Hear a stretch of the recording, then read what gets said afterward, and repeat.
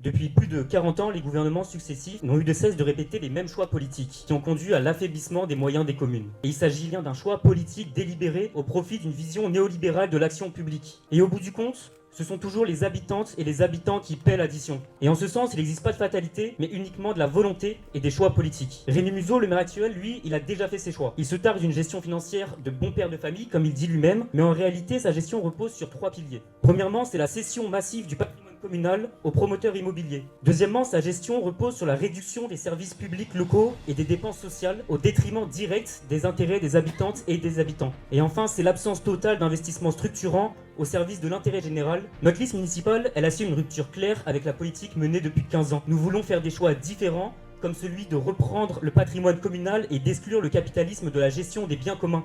C'est en mobilisant de manière responsable les outils qui sont à notre disposition. Et parmi eux, un outil qui est trop souvent caricaturé, c'est la dette. Elle est un outil. Elle doit être utilisée pour investir et préparer l'avenir. Nous ferons le choix d'utiliser la dette pour financer la planification écologique et solidaire de Clichy, pour rénover nos écoles, pour renforcer les infrastructures sportives et culturelles, pour soutenir nos associations qui font vivre nos quartiers, pour faire appliquer notre programme ambitieux pour Clichy.